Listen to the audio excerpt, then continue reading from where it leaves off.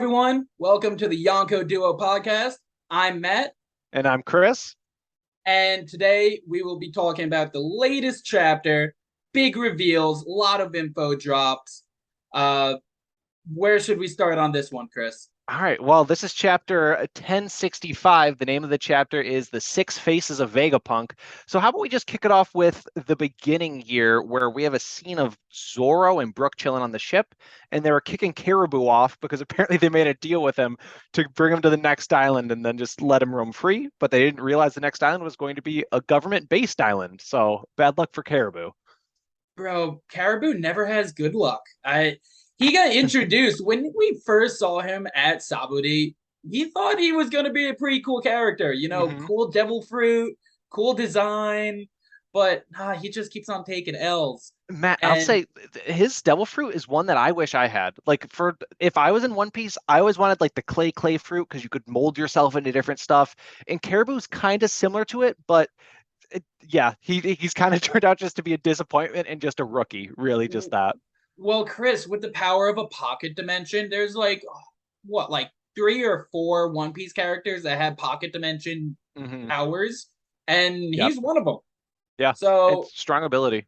yeah, very strong ability. But what I want to get to, when is he finally going to meet that man that he's been waiting to give all this information to? He knows about Poseidon, is Shirahoshi. He now knows that Pluton's under Wano. I mean, I don't think he has any ties with the revolutionaries. I don't think he has any ties with uh the world government. Um, I would be shocked to find out he's like a marine, secret marine. Like, so who do you think he is waiting to give this information to? Well, I really, and I'm being stereotypical here. I'm just going off of the sleazy person that Caribou has presented himself of being. I really think it's going to be Blackbeard. I think he's going to be providing Blackbeard with the information of Shirahoshi as well as the secret weapon underneath Wano. Because who else would he realistically give it to? You said maybe the Marines, but I just cannot picture Caribou in a Marine outfit.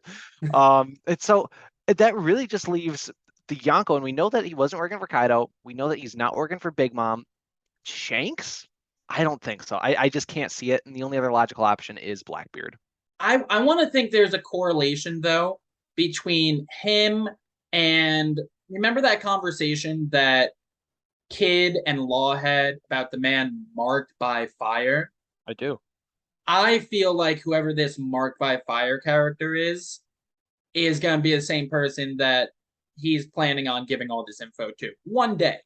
Mhm. And maybe he doesn't even know him yet. And maybe he's using it as a, now that I finally meet you, this is how valuable I am because I have this information. Do you think that it's possible someone's using Caribou because they're holding his crew hostage? Because we haven't seen Caribou's crew or his brother with that iguana on his head in some time. Do you think he might just be doing this to appease whoever is holding them captive, or do you think they've gone off and done their own thing? I I thought his entire crew was dead. They I might be. I mean, could be wrong. I don't keep updated on Caribou's crew. I want someone in the comments to correct me if Caribou's brother is alive or dead. That Yeah. iguana looking Ditch digger, like ditch digging bum. as far as who that man could be, it could be the man marked by fire, and he could be waiting to distribute the information. I think it's got to be Blackbeard because Blackbeard's running the Beehive Island, and that seems like an area Caribou would be into. We know Caribou seeks out power because he was trying to join Luffy's crew, and he's gotten beaten up in the New World. He has been taught a lesson that Logia users do not last long in the New World if they're Yeah, but Chris, overconfident. Chris Blackbeard isn't marked by fire. Aokiji is marked Hmm, by fire. he is. One and two, we know Aokiji isn't really a bad guy. We We know hope. he We're tricked hoping. his. No, I love Aokiji too much. He's my favorite admiral. Definitely think he's the man marked by fire, and because Aokiji's right now, he's allied with the Blackbeard pirates to gain information. He wants to gain as much information about the world as possible right now. He's hmm he's kind of pulling a Vegapunk. He's I kind of mean, pulling a Drake. I believe he's working for Sword and going behind the scenes there. Very similar to what Drake did with Kaido. yeah, I could see that as well, but I don't think Aokiji works for Sword. I think Aokiji is doing his own vigilante Punisher type of justice, Interesting. and he has Caribou, you know, he has Caribou on the payroll and said any information that you have, go, relay it back to me. I mean, who's to say that Aokiji, after he left the Marines and that time before he joined the Blackbeard Pirates, maybe he bumped into Caribou and said, instead of killing you, taking your life, I want you to join up with the Straw Hats. And he's not technically a member of the Straw Hats, but I mean, like, he's been there. He's been there ever since post time skip, bro. He Dude, was he there has that throughout. barrel. Him and his barrel. That barrel's never going anywhere, man. His exclusive room. All right. Yes. Well, we could theorize about who Caribou's talking about all day, but let's move on to the next piece here, which is the Straw Hats. Essentially, Nami, Robin, Usopp, Sanji, and Frankie encountered the young Jinbe Seraphim, which, oh boy, this was a crazy fight and interaction. Matt, thoughts on this? I think the Seraphim, we don't know how powerful they are yet. I mean, Blackbeard clashed with Mihawk Seraphim, Mhm. and Mihawk Seraphim came out unscathed. Yeah, So I think that there's so many moving parts with these Seraphim that we still can't really conduct how powerful they really are. Um, I mean, with that fight, it was beautiful all the way through. We get to see all the Straw Hats doing a quick little one or two of their best moves. Robin showcasings. looked Yeah. Robin looked amazing. How intimidating she looked. She was Mhm. so pissed off when Seraphim Jinbe put a his hand on Nami's Dude, throat. And I want to briefly go over the swim fruit that Seraphim Jinbe has. please do. I Yeah. I you answer this question. Do you think it is a smile that is a paramecia base, the first ever paramecia base smile? Or do you think they killed Senior Pink off off Off screen. off screen and they gave the devil fruit to the Seraphim? Because we didn't see Boa and we didn't see the Mihawk Seraphim. We didn't see either of them use a devil fruit. So if he was able to mass produce these smile paramecias, I'm sure both of them would have had one too. Yeah.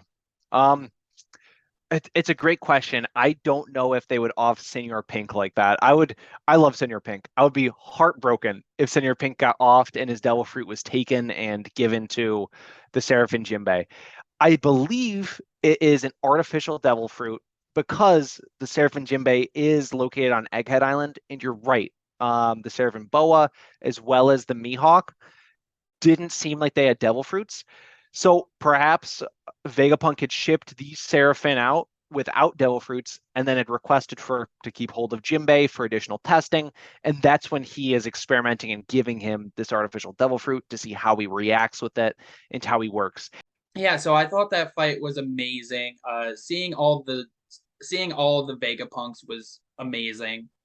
Um, why don't you talk about all these different Vegapunks? Introduced to Dr. Vegapunk Edison, who looks like he's kind of like a tiny little robot guy with a football head, and he's number two. And we also get introduced to Dr. Vegapunk Pythagoras, who is kind of this larger android with almost like a clock twisty thing above his head. And then we're also introduced to number six, the glutton, which you brought up, um, who is and let me go ahead and just confirm that I got the name here right. Dr. Vegapunk York Desire, who I think is the most fascinating one. Solely because it seems like Dr. Vegapunk has connected all of his organs to York, and she is sleeping, eating, and pooping for every one of the other Vegapunks. So the Vegapunks don't have to be taken away from their work, I guess, because they just have one of them doing all of this operation at once. I think that that is so genius, Chris. I mean, we already know Blackbeard doesn't sleep, and think how productive Blackbeard's been. I mean, I think in the Odin flashback, Shanks said it himself. Wow, just imagine how much you could accomplish if you never slept. Mm-hmm. You know, and you get an additional third of your life given to you if you never needed sleep. And I think that these androids are so advanced that yeah, all their energy is like sent up into a cloud and then dispersed to everyone else. Mm-hmm. It very similar to 6 separate iPhones that all have the same iCloud. Yeah, You know, that's a great way of explaining it. Dr. Vegapunk really is on the next level of technological wave here, or many, many, many, many previous levels, as we're going to find out later in the chapter here. But yeah, it was really cool seeing the other Vegapunks, everything like that. The fight between Jinbe and the Straw Hats is broken up by Shaka, who essentially comes in and activates the Straw Hats' new boots, which stick to the ground, and he goes, "Hey, I'm not going to have you destroy the Seraphim Jinbe." I'm curious, Matt, if the fight did fully play out, do you think the Straw Hats would have been able to defeat Seraphim Jinbe? I think so. I I think agree. so. I think they were. We see Vegapunk is so cautious about Frankie's lasers, and we didn't see Robin go Demonio. We didn't see Nami activate Zeus. Mm-hmm. They weren't fighting all out. They were warming up Yeah. basically. Mm-hmm. So Uh, I think that this Seraphim Jinbe, we don't know how strong he really is, but I think it's safe to say that all of those Straw Hats together could defeat him. And I guess I would put him at like Vice Yonko Commander level, I something agree. around there. The reveal of Vegapunk, specifically Shaka, Vegapunk #1, goes into a little bit of detail here with the history of the One Piece world. And we see Frankie kind of fanboying out, and he drops a huge piece of information on us. He lets us know that this actually isn't an island of the future, but rather an island of the past, 900 years ago to be precise, which is crazy and confirms a lot of theories that a lot of people have. Matt, what was your first reaction when hearing that this is an island of the past rather than the future? Absolute joy. Absolute joy. I am obsessed with the Fallout games, so I know exactly the concept. I think the world government is a lot scarier now, knowing that they were able to eradicate all the technology on the planet, or the technology that they wanted to eradicate, they were able to eradicate it all the way through. And the only slips through the crack that we're seeing, other than the poneglyphs, are Wano as a whole Yep. and this ancient robot giant that's in the basement that Luffy finds. Yeah, so getting to that, and I'll post a picture up here. This thing looks massive, and I cannot tell if it is strictly armor or if it is a ancient robot or android. I believe it's going to be more in that department of being an android or robot. We do see a lot of scrap metal around it, but it looks fascinating. It looks super worn down, very ancient. It doesn't look like an ancient giant, though. No, but it kind of looks It like it could looks be big. armor. It looks big like a giant, but it's not an ancient giant. Hmm. And I don't know if we have verification, but frankly, I don't think the ancient giants and the giants coexisted. I don't think they're the same race. I think they might have been around during the same time, but I don't think that they're the same race. I think Yeah. Kaido's a different race than Dory and Bragi. Y- Um, is that yeah, what you're but saying? like I no, I'm talking about Little Oars Jr. and Oars Jr. You know, Okay. they were the exceptions or like the last ones of the ancient giant race. Um, I think that hundreds and hundreds of years ago, those guys got eradicated before the Void Century, the ancient giants. Hmm. And there were a few of them that survived throughout the ages, yeah, but I think the majority of them got wiped out, just like King and the Lunarians. Yeah. I think King was the last Lunarian or one of the last, and like Ors Jr. was the last of the ancient giants and one of the last. Hmm. So I think there was a lot of comparisons you can discover between the Lunarians and the ancient giants. And it's amazing because the Lunarians and the Ancient Giants seem to be the most powerful races that we've ever seen in the One Piece world. So it really begs the question of what sort of technologies did the world government have to cleanse these races? Well, Um, Chris, it's Chris, scary. here's a question for you. Before the Void Century, do you think humans ruled the planet? No, I don't. Yeah, yeah. I I I think it was a combination of like many different races, but humans probably weren't the top of the chopping block, you know, like Hmm. I think it was a lot more diversified, and I think humans happened to luck out and get their hands on some very crazy technology, whether they created it themselves or it was naturally created or some ancient giants created it. That's all up for debate. Maybe it was something like the ancient giants and the Lunarians were ruling the world, and people prayed to the moon god for an answer. And then, very much kind of like sun god Nika, the moon god came down and delivered these ancient weapons to help the humankind overtake the other races. Um, just crazy hairball theory, could totally be off, but it's definitely going to be something that's going to be answered, hopefully during this arc, because Oda, we're coming into the end game, and if we don't get this answered during Egghead, the island of the past or the island of the future, I'm not certain when it's going to come up. Um, that's pretty much the whole chapter there. Matt, anything else you want to touch base on before we sign off here? Any theories for next chapter that's coming up? Theories for next chapter coming up. I want a flashback, man. I want a flashback of Vegapunk when he first got to the island.